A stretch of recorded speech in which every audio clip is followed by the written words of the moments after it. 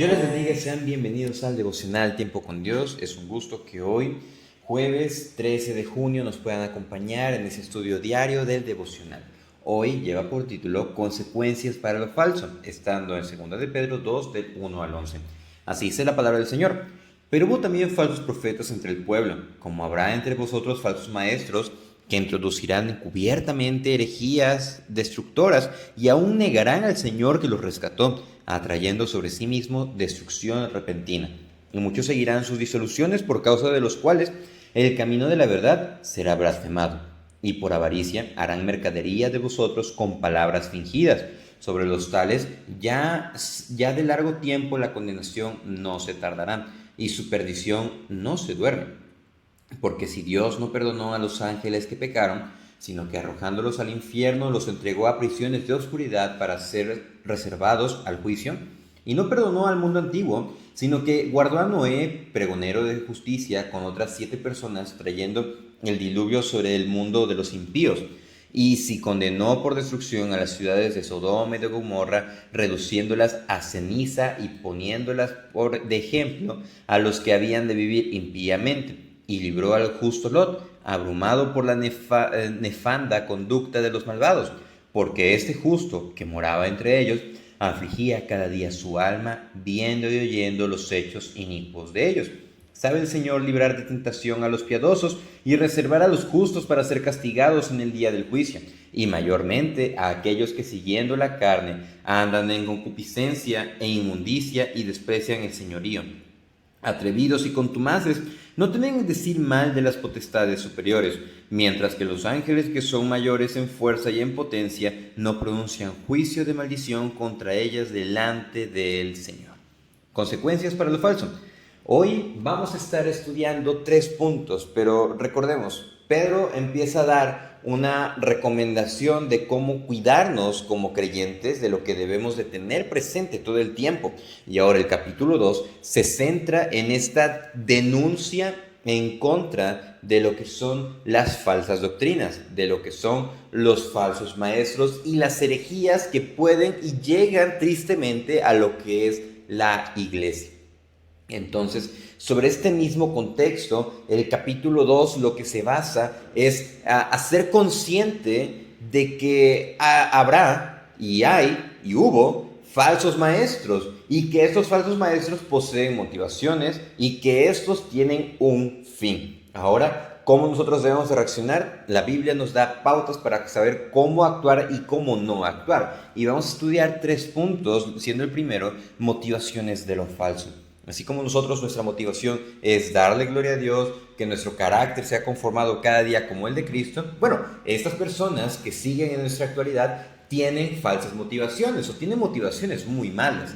El primer versículo nos dice que hubo falsos maestros o falsos profetas entre el pueblo.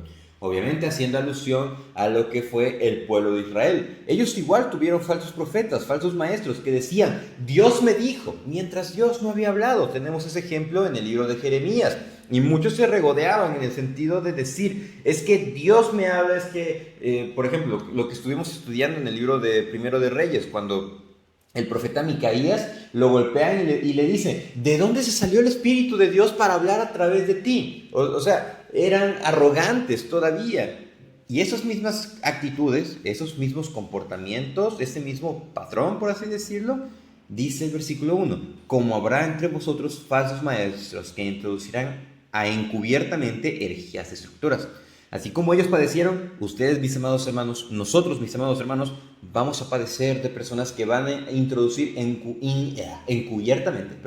encubiertamente herejías destructoras. Y tristemente hay muchas personas en muchos contextos, en muchos lugares del mundo, que están introduciendo doctrinas o que ya las introdujeron y que no temen que sean descubiertas. ¿Por qué? Porque ellos sienten que son la verdad, y si dicen algo en contra de ellos, pues prácticamente su respuesta es como esas personas que estaba atentando en contra del profeta Micaías, que le dijo, ¿de dónde se fue? O sea, actúan de esa manera.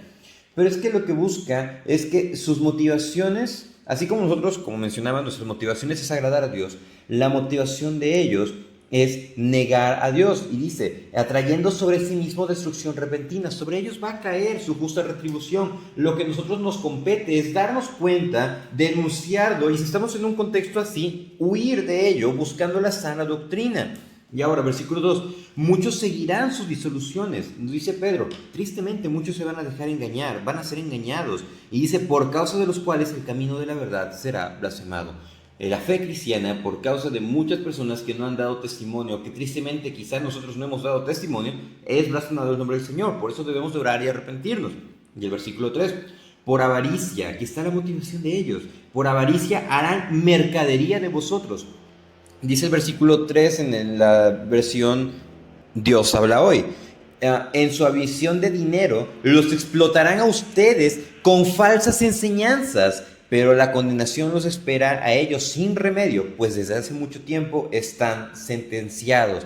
Ellos no buscan la sana doctrina, no buscan que nosotros seamos nutridos con la palabra, sino que la misma Biblia nos dice que en este tiempo y que en estos tiempos contemporáneos, su motivación va a ser el dinero. Así que, mis amados hermanos, hay consecuencias para lo falso, ya están determinadas, pero nosotros, ¿qué debemos hacer? Si estamos en una conducta similar, huir de ello. Y si estamos en contextos similares, pues mostrarlo con fundamentos bíblicos y salir de ello, porque es lo más importante, cuidar y velar por nuestra salvación. Y es que eso nos lleva a nuestro segundo punto, el cual es un juicio inminente. Sabemos que Dios va a juzgar todas las cosas, a todas las personas. Y dice el versículo 4, y es que, miren, las personas, tanto de ese momento como ahorita, piensan es que Dios es amor y Dios va a perdonar. Bueno, sí, Dios es amor, Dios perdona, pero también Dios es fuego consumidor. Y es que cuando nosotros confundimos la gracia, tendemos a justificar todos nuestros actos. Y aquí nos pone 3 ejemplos, el apóstol Pedro, de cómo Dios no pasa por alto la falta, sino que castiga el pecado. Y dice el versículo 4, Dios no perdonó a los ángeles que pecaron, sino que arrojándolos al infierno, los entregó a prisiones de oscuridad. El primer ejemplo es que Dios castigó a los ángeles que se rebelaron. Esos ángeles que estuvieron en contra de Dios, pues fueron castigados y fueron encerrados en prisiones, en el mismo infierno. El ejemplo 2 es que dice que no perdonó al mundo antiguo, sino que guardó a Noé. ¿Y él qué fue? Un pregonero de justicia. Él advirtió, él predicó de la virtud, de la rectitud.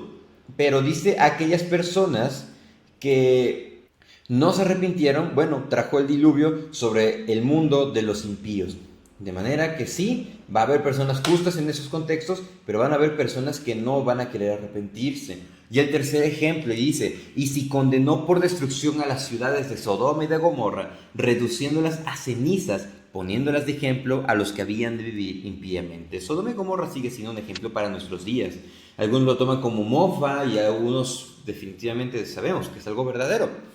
Entonces, Dios lo que hace aquí es mostrar a través del apóstol Pedro que el pecado siempre va a tener repercusiones, pero lo peor es el pecado para aquellos que tergiversan la verdad y buscan sus propios beneficios. Tengamos cuidado de ello. Y es que Dios siempre va a librar a los justos, versículo 7. Y libró al justo Lot, abrumado por la nefanda conducta de los malvados. De manera que dice, libró a Lot, un hombre justo, a quien afligía la vida viciosa de aquellos malvados. Lot sufría. Mis amados hermanos que permanecen en la verdad, que son justos, que están sufriendo de ellos, el Señor los va a sacar y los va a librar de esos contextos donde hay herejías. Y eso nos lleva a nuestro tercer punto, el cual es una conducta determinante. El versículo 8 nos dice, este hombre justo, hablando de Lot, que vivía entre ellos, sufría en su buen corazón a causa de las maldades que día tras día tenía que ver y oír. El pecado que está en nuestro contexto nos hace sufrir porque nosotros realmente deseamos el arrepentimiento de esas personas, deseamos que se haga una justicia verdadera, pero esa justicia va a llegar en su determinado momento. Versículo 9. Sabe el Señor librar de tentación a los piadosos y reservar a los injustos para ser castigados en el día del juicio. Tenemos una esperanza perfecta. Cristo es nuestra esperanza perfecta. Él nos va a librar de la tentación, Él nos va a ayudar. Y es que aquí hay 2 conductas. La primera conducta es de que el Señor libra a los piadosos, libra a los que están entregados a Él. Pero dice, reserva a los injustos, reserva a los malos, para un castigo en el día del juicio. Y es que dice, mayormente aquellos que siguiendo la carne andan en concupiscencias. En la otra versión nos dice, el Señor castigará sobre todo a los que siguen deseos impuros y desprecian su autoridad. E incluso los describe como atrevidos y contumaces, tercos y atrevidos, y no tienen miedo de insultar a poderes superiores, sino que se creen con esa suficiente autoridad, la cual no existe por parte hacia ellos. No existe ese respaldo por parte de Dios porque no están con Dios y creen que con eso pueden ir a retar a medio mundo espiritual. Y es que eso no debe de ser así. Versículo 11. Mientras que los ángeles, pone una contraparte, los ángeles que son mayores en fuerza y en potencia, sino que tienen más fuerza y autoridad, no se atreven de parte del Señor a condenar con insultos a estos poderes. No se atreven a condenar ni a los demonios, ni a Satanás, ni al diablo.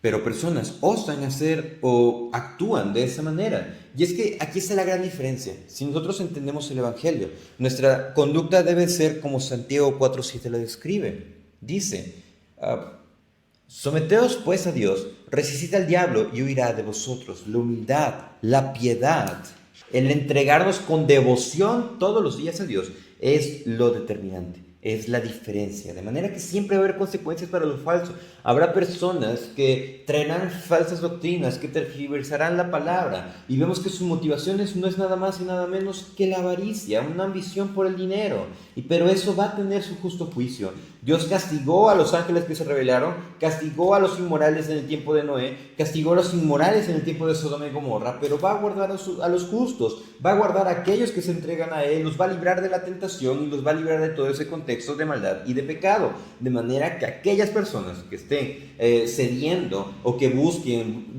sus propios beneficios van a tener sus resultados. De manera que hay que estar muy alertas, mis amados hermanos, en todos los lugares del mundo, y que esta sea nuestra enseñanza y nuestra comisión diaria, cuidar y velar por la sana doctrina.